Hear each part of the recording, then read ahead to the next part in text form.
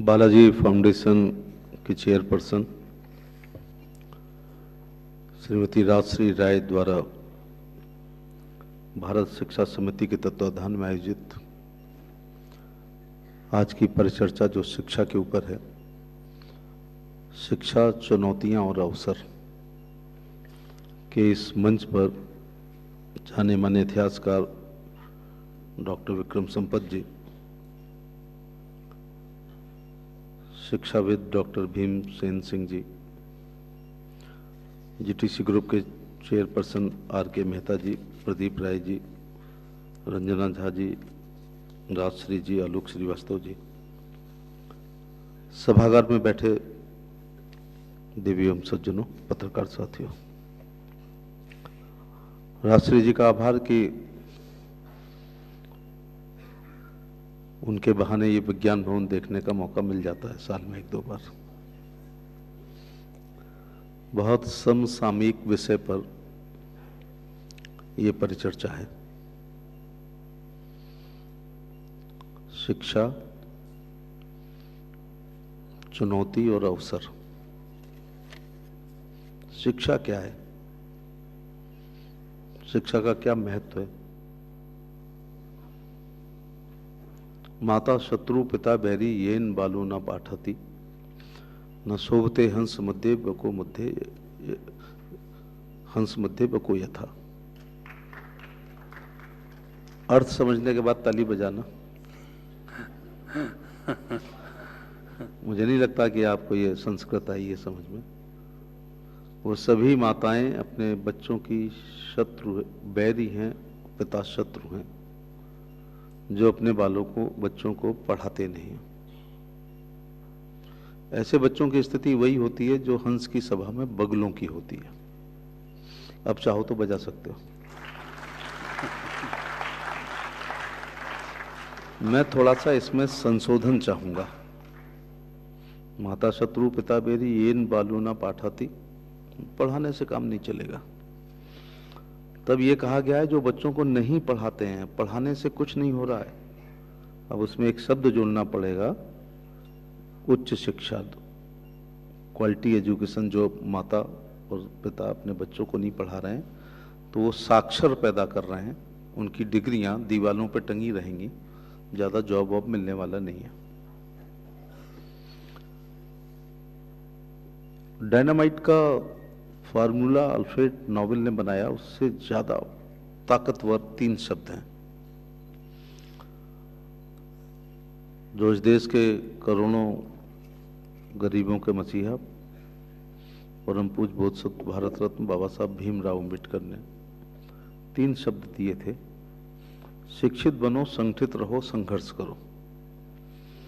कभी आपके दिमाग में विचार आया कि ये 3 शब्दों का क्रम क्यों ये रखा गया? जब कहना ही था तो सीधे संघर्ष में झोंक सकते थे। संघर्ष करो, संगठित रहो, शिक्षित बनो। उन्हें पता था जब तक समाज शिक्षित नहीं होगा तब तक संगठित नहीं हो सकता, जब तक संगठित नहीं होगा संघर्ष के रास्ते पे नहीं चल सकता। परम पूज्य बोधसत्व भारत रत्न बाबा साहब भीमराव अम्बेडकर के संविधान में भी बहुत संशोधन हुए हैं, तो एक हल्का सा संशोधन यहाँ भी चाहिए कि शिक्षित बनने से भी काम नहीं चल रहा है। कौन सी शिक्षा लेना है, अब इससे काम चलेगा। चुनौती शब्द क्यों आपके इस परिचर्चा में आई? शिक्षा, चुनौती और अवसर। शिक्षा के तो अवसर ही अवसर होते हैं। एक दिन नहीं बैठता है कोई ढंग की पढ़ाई करने वाला। जिस पढ़े लिखे बच्चे से पूछ रहे हैं तो पूछना पड़ता है आजकल कहाँ हो। पत्रकारों से ही पूछना पड़ता है आजकल कहाँ हो। किसी चैनल से शुरू करते हैं और पता नहीं कहाँ पहुंच जाते हैं। राजनीतिक नेताओं से भी कह सकते हो कि किसी पार्टी में शुरू करते हैं और कहीं पहुंच जाते हैं। लेकिन अच्छे IIMs, IITians से पूछना पड़ता है साल 2 साल बाद मिलने पर कि आजकल कहाँ हो। तो इसलिए पूछना पड़ता है कि उनको उठा के ले जाते हैं लोग, बेहतर पढ़ाई वालों को लेके जाते हैं। तो इसलिए बार बार पूछना पड़ता है आजकल कहाँ सेवा दे रहे हो। जो ज़्यादा सुविधा देता है, ज़्यादा सैलरी देता होगा, ज़्यादा भविष्य अच्छा होता होगा, बच्चे वहां चले जाते हैं। तो अवसर ही अवसर है। दुनिया में कोई काम अपनी हैसियत से बढ़ के हम करेंगे तो बर्बाद हो जाएंगे। केवल दुनिया में एक काम है जिसमें हैसियत मिटाएंगे तो आबाद हो जाएंगे, वो अपने बच्चों की अच्छी पढ़ाई पर अगर अपने आप को मिटा देंगे तो एक दिन सब कुछ वापस आएगा। अभी कहा या नहीं कहा कि सत्ता वो चाबी है जिससे दुनिया का हर ताला खुलता है। मैंने बहुत खोले हैं, 7 बार का एमपी हूं, जंग लगे ताले नहीं खुल रहे, लेकिन शिक्षा वो चाबी है जिससे जंग लगे हुए भी ताले खुलते हैं। इसलिए चुनौती क्यों आई, कभी सोचा है? यह चुनौती शब्द नालंदा का देश, तक्षशिला का देश, विक्रमशिला का देश, आचार्य चाणक्य का देश, ये भी सब गुरु थे। संदीपनी जी का देश, द्रोणा का देश, विश्वामित्र का देश, वशिष्ठ का देश, दधीच का देश, भारद्वाज जी का देश, सतयुग, द्वापर और त्रेता से यहां शिक्षित लोग रहे। कलयुग में और ऊपर जाना चाहिए था तो और नीचे चले गए। उसको चुनौती कोई कैसे दे सकता है? लेकिन चुनौती तो है।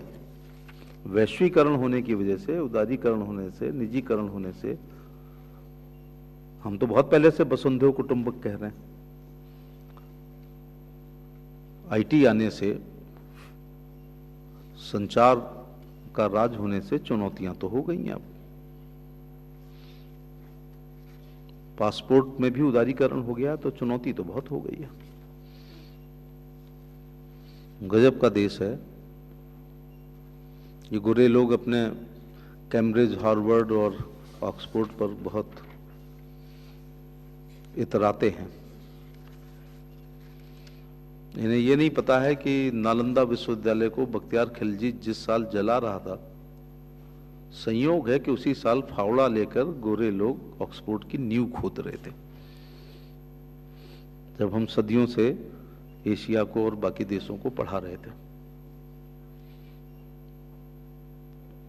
तब शब्द नहीं रहा होगा physics, chemistry, botany, zoology, philosophy, geography या हिस्ट्री, ये शब्द नहीं रहे होंगे तो दर्शन शास्त्र तो था ना, इतिहास तो था, भूगोल थी, रसायन शास्त्र था, भौतिक शास्त्र था, वनस्पति शास्त्र था। ये तो लॉर्ड मैकाले के आने की वजह से ये शब्द बदल गए। चुनौती मैं राजनीति को इस मंच पे आज लाना नहीं चाह रहा था, लेकिन उदाहरण देने के लिए कहना पड़ता है, थोड़ा इतिहास में जाना पड़ता है। लम्हों ने खता की और सदियों ने सजा पाई। वो गलती ये हुई थी कि देश को आजाद होते ही यदि समान शिक्षा हो जाती तो आज कोई चुनौती दुनिया में हमको नहीं दे सकता था। देश को आजाद कराने वाले, उनसे माफी मांगूंगा, देश से आजाद कराने वाले लगभग टॉप 10 लीडर विदेश से पढ़ के आए। स्वयं महात्मा गांधी जी, मौलाना अब्दुल कलाम आजाद जी, मोतीलाल नेहरू जी, जवाहरलाल नेहरू जी,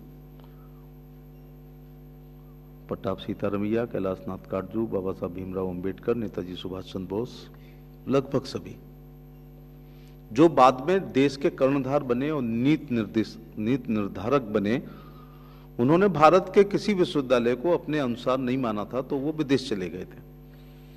कोई पोरबंदर के दीवान का बेटा था तो किसी को गायकवाड़ साहब ने सहायता कर दी, तो किसी ने कुछ, जवाहरलाल नेहरू जैसे थे जिनके पिताजी की उस समय की प्रैक्टिस आज के हरीश साल्वे जैसी थी। लेकिन जब अभी देश किसान बाहुल्य है, देहात बाहुल्य है, गांव बाहुल्य है, तो उस समय तो 90-10 का रेशियो रहा होगा। हमने भी अपना पहला भाषण जो राजनीति में सुना था उसमें चौधरी चरण सिंह जी ने यही कहा था, देश की खुशहाली का रास्ता खेत खलियान से जाता है। भारत गांव का देश है, देहात का देश है, किसानों का देश है, खेत खलियानों का देश है। और उस समय उन्होंने 85% कहा था किसान है। तो उस समय क्या हालत रही होगी? तो लौटने के बाद पहला काम होना चाहिए था जिसमें समान शिक्षा होनी चाहिए थी। मैं तो हमेशा कहता हूं शिक्षा भी समान होनी चाहिए और चिकित्सा भी समान होनी चाहिए। चिकित्सा यूं समान होनी चाहिए कि मुझे वायरल है, आपको वायरल है, रिक्शा पुलर को वायरल है, उद्योगपति को वायरल है, तो सॉल्ट तो एक ही होना चाहिए ना। तो मैं तो ऑगमेंटन ले लूंगा 45 रुपए की, सिटीजन, अलेग्रा। लेकिन जो आर्थिक रूप से विपन्न है वो नहीं ये खा सकते हैं, और बीमारी एक है और इलाज अलग अलग है। तो समान शिक्षा होती यदि, समान शिक्षा का मतलब प्रथम राष्ट्रपति राजेंद्र प्रसाद जी का नाती और राष्ट्रपति भवन के चपरासी का लड़का, दिल्ली के कमिश्नर का लड़का और दिल्ली के सिपाही का लड़का, दिल्ली के उद्योगपति का और दिल्ली के गरीब का, दिल्ली के मंत्री का और दिल्ली के संतरी का, ऐसे एक हॉल में एक ही सिलेबस पढ़ रहे होते तो आज हर गांव में कुछ बाप होते जिनके बच्चे आईएएस आईपीएस हो चुके होते। तो पहला स्टैंडर्ड देहरादून, अब तो पहला कैम्ब्रिज, हार्वर्ड, ऑक्सफोर्ड है क्योंकि वैश्वीकरण हो गया। भारत के संदर्भ में पहला देहरादून का दून स्कूल, अजमेर का मेयो कॉलेज, ग्वालियर का सिंधिया, नैनीताल का शेरवुड, फिर दूसरा पीटर्स पैट्रिक चार्ल्स। अपनी अपनी हैसियत से जाओ, माने हम गरीब घर में पैदा हुए तो हमने कोई पाप किया है क्या? फिर आएंगे पीटर्स पैट्रिक चार्ल्स, जर्जी, जीडी गोयनका, डीपीएस आदि। फिर तीसरे वो आएंगे आगरा के संदर्भ में, मैं कहता हूँ Agra public, Holi public, Andrews आदि। फिर चौथे प्रकार के वो आएंगे जो नीली लाल टाई लगा के कुछ अधकचरी अंग्रेजी पढ़ाएंगे, स्कूल का नाम अंग्रेजी रखेंगे। और पांचवें स्कूल वो हैं जिसमें से मैं पढ़ के आया हूँ, वो हैं डिस्ट्रिक्ट बोर्ड के स्कूल। अब बच्चों याद रखना, आपको पिता और माता भी बनना है, आपका तो जो भविष्य बनना था लगभग अभी गुजर रहे हो। पांचवी प्रकार की शिक्षा लेंगे तो कंपटीशन के पेपर में जो 10 से 1 बजे तक होगा, 10:30 बजे ऊपर की शिक्षा वाले बच्चे आपको रगड़ देंगे, आधे घंटे में रगड़ देंगे। दूसरी गलती ये हुई कि अंग्रेजी हमको कक्षा 6 में पढ़ाई गई। कुछ लोग बैठे हैं जो गर्दन हिला रहे हैं, आप इसलिए नहीं हिला रहे हो कि आप केजी नर्सरी वाले हो, लेकिन अपने पिताजी से पूछना अगर गांव के होंगे। कक्षा 6 में जब 11 साल उम्र हो गई थी तब अल्फाबेट सीखे थे। 8वीं में गाय पे निबंध आया था, मैंने रटा था, काऊ हैज 4 legs 1 long tail। फिर मैं भूल गया तो 2 ही लानी लिख के आया, cow has 4 legs 1 long tail। Hindi में लिखाते तो लिखता ना, भूसा खाती है, सानी करती है, बछड़ा पैदा होता है, दूध होता है, दही बनता है, उससे मट्ठा बनता है, घी निकलता है, बछड़े बैल बनते हैं, बैल से दाएं करते हैं, रहट चलाते हैं, कोल्हू चलाते हैं, बैलगाड़ी चलाते हैं, हल चलाते हैं, आदि आदि। तो मेरी क्या गलती है अगर मुझे 11 साल में कोई एंग्लो भाषा पढ़ाओगे तो वो हम पर हावी होगी या हम उस पर हावी होंगे? लेकिन जो पहला बैच सिविल का निकला उसमें 2 पेपर अनिवार्य थे। ये कौन लोग थे इसी लुटियन जोन में शिक्षाविद बैठते थे जिन्होंने इतना बड़ा देहात का नुकसान किया है, जिसकी वजह से आज ये चुनौती शब्द लिखना पड़ा है कि क्या चुनौती है। उनकी वजह से कौन लोग थे जिन्होंने, और शहर में 3.5 साल का बच्चा पढ़ रहा था अंग्रेजी और हम गांव के लोग 11 साल में पढ़ रहे थे। 6.5 साल हमको पीछे कर दिया। और पहला इंटरव्यू हुआ उसमें अंग्रेजी और जीके अनुवाद थी। यही है कहीं भरत धौलपुर हाउस है, क्या है वो जो यूपीएससी वाला, यही है, किलोमीटर दूर है। यहाँ एग्जाम होती थी तो उसमें अंग्रेजी और जीके अनुवाद थी, और जीके हमको कभी पढ़ाई नहीं गई। तो ये आगे वाले शायद सहमत हो रहे हो मेरी बात से। मैंने जब बीएससी कर ली, का नौकरी करेंगे तो जीके की किताब लाया खन्ना वर्मा की। पहला पेज उसका था एब्रीविएशन का। एक ग्रेजुएट बच्चा जो यूपीएससी का फॉर्म उसके हाथ में था, दूसरी तरफ पहला साक्षात्कार जीके से उसका ये हो रहा था, एब्रीविएशन AA ऑक्सिलरी एयरफोर्स। अगले दिन में पढ़ रहा था नदी कौन सी लंबी है, पहाड़ कौन सा ऊंचा है, मुद्रा क्या है, राजधानी क्या है, राज्यपाल लोग कौन है, भारत की कैबिनेट क्या है, चीफ इलेक्शन कमिश्नर क्या है, संयुक्त राष्ट्र संघ का महासचिव कौन है। और मेरा उन लोगों से कंपटीशन था जो प्रतियोगिता दर्पण पढ़ रहे थे, प्रगत मंजू साहब बचपन से पढ़ रहे थे, द हिंदू पढ़ रहे थे, माँ बाप अंग्रेजी बोल रहे थे, उन लोगों से मेरा कंपटीशन था। तो अगर हमारा सिलेक्शन नहीं हुआ है तो इसमें हमारी गलती नहीं है, ये दिल्ली के हुक्मरानों की गलती है जिन्होंने हम देहाती बच्चों को अच्छी प्रकार की शिक्षा से वंचित किया। ये तो मैंने रोना रोया है। आप लोग थोड़ा सामाजिक दायित्व ये निभाएं कि देहात में पढ़ाई का वातावरण नहीं है तो उनको शहर में आने के लिए कहें, चाहे मलिन बस्ती में रहें, लेकिन बच्चों को लेके आएँ, गेहूं चावल दाल लेकर के आएँ। 12 साल बाद मिलेंगे तो कहेंगे आपके भाषण से हमारा बच्चा एक अच्छा अधिकारी बना है। दूसरा, गणित और अंग्रेजी की ट्यूशन जरूर लगाएं। अगर 1000 रुपये में गणित का मास्टर मिलता है देहात में और 1000 में अंग्रेजी में, तो 2000 रुपये महीने, साल में 24,000, 12 साल में 2,88,000, 365 दिन ट्यूशन किसी ने नहीं पढ़ी है। अगर गणित आपका अच्छा हो गया तो फिजिक्स ऑटोमेटिक अच्छी हो जाएगी। ऐसे बच्चे आईआईटी करेंगे, नहीं तो फिर आईटीआई करेंगे। तो आईटीआई और आईआईटी में फर्क है। मैं अंग्रेजी का बड़ा समर्थक नहीं हूं, लेकिन when at Rome do as Romans do, अब तो अंग्रेजी पढ़नी ही पड़ेगी। या तो लोहिया सफल हो जाते हैं, जिनका नारा था अंग्रेजी में काम ना होगा, फिर से देश गुलाम ना होगा। संसोपा ने बांधी घाट, पिछले पामे 100 में 60। बड़े लोगों की क्या पहचान, गिटपिट अंग्रेजी टाई निशान। तो अब अंग्रेजी हमें पढ़नी ही पड़ेगी। अंग्रेजी का तो जलवा गजब का है। जैसे सूट वूट पहने आप इस गर्मी में भी बैठे हो, ऐसा सूट पहन लो, एक टाई लगा लो, फटाटेदार अंग्रेजी बोलो, तो अंग्रेजी बोलने से 50,000 से 1,00,000 की नौकरी अंग्रेजी बोलने से लगती है। ये अंग्रेजी का जलवा है। ये शिक्षा पे भाषण मैं इसलिए दे रहा हूँ कि अगर मेरे से कोई पूछे कि मेरे तो कार्यकाल उतने ज़्यादा नहीं है, जितने आज़ादी के बाद कोई एक अच्छा काम बताओ जो किसी सरकार ने किया है, तो मैं कहूँगा केंद्र सरकार की सभी नॉन गस्टेड नौकरियों में मोदी जी द्वारा इंटरव्यू समाप्त करना मैं सबसे बड़ा काम मानता हूँ। एक छोटा सा वाइवा होता था फिजिक्स, केमिस्ट्री, बॉटनी, जूलॉजी में, उसमें हम लोग डरते थे। 50 नंबर का एक्सटर्नल आएगा, टीचर आता था, पता नहीं क्या पूछेगा। इंटरव्यू से डर लगता है, क्योंकि इंटरव्यू लेने के लिए नहीं होते थे, इंटरव्यू पुरानी सरकारों में निकालने के लिए होते थे। लेना है तो तू आगरा की स्पेलिंग बता, और नहीं लेना है तो तू चेकोस्लोवाकिया की बता। और चेकोस्लोवाकिया की बता के भी लगती नहीं थी, क्योंकि चेयरमैन को एक सूची आती थी कि आपको इन बच्चों को लेना है। 2-3 स्लिप आ गई हैं। मैं बहुत बड़ा शिक्षाविद नहीं हूँ, लेकिन व्यवहारिक बातें आपको बताने की कोशिश करिए। ये टीचर ट्रॉट का गजब का हमारा देश होता था। द्रोणाचार्य को कहा जा सकता था कि कल हस्तिनापुर में आके बच्चों को पढ़ाओ, बच्चे जाते थे आश्रम में। दशरथ जी भी कह सकते थे वशिष्ठ जी कल से आओ ट्यूशन पढ़ाओ, लेकिन दोनों छोटे बच्चे पढ़ने गए। संदीपन ऋषि से पढ़ने कृष्ण जी गए, चाहते तो उनको मथुरा बुला सकते थे। ये हमारा गजब का टीचर ट्रॉट का रिलेशन है। और नई एजुकेशन पॉलिसी जो मोदी जी लाए हैं, अभी तक हम लोग क्या करते थे, 5 प्रश्न करने हैं, 10 में से 5 प्रश्न करने हैं, पहला प्रश्न अनिवार्य है। 3 फंस जाते थे तो हम पास हो जाते थे। तो पिछले साल के पेपर छोड़ के उससे पिछले साल के 10 क्वेश्चन कर लेते थे, तो उसमें 4 मिलने ही मिलना था, और 3.5 अगर फंस जाएं तो हम पास हो जाते थे। फिर हमें डिग्री मिलती थी मास्टर ऑफ साइंस।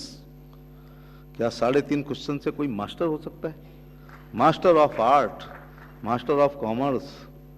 एक गैस पेपर के 10 पढ़ने पर 5 आएंगे, 3 फंस जाएं केवल, और 3 फंसने से हम पास हो जाते थे। फिर हमको डिग्री मिलती थी bachelor of science, bachelor of commerce, bachelor of arts, master of science. 3.5 question हमको मास्टर बना देते हैं। ऐसे ही संविधान एक लॉ में पेपर होता है, वैसे तो आईपीसी, सीआरपीसी, सीपीसी, टॉर्ट, सीजमेंट, पता नहीं क्या क्या, कॉन्टैक्ट्स, लीगल हिस्ट्री आदि होते होंगे, लॉ के बच्चे यहाँ बैठे होंगे तो, ज्यूरिस्प्रूडेंस। लेकिन एक कॉन्स्टिट्यूशन आता है, उसमें भी 5 आने हैं, 3.5 फंस गए तो आप संविधानविद हो गए हो क्या? तो आप उस पेपर में पास हुए हैं। तो नई एजुकेशन पॉलिसी दक्षता प्रदान करने वाली है। थैंक यू, मुझे आपने इस मौके पे बुलाया।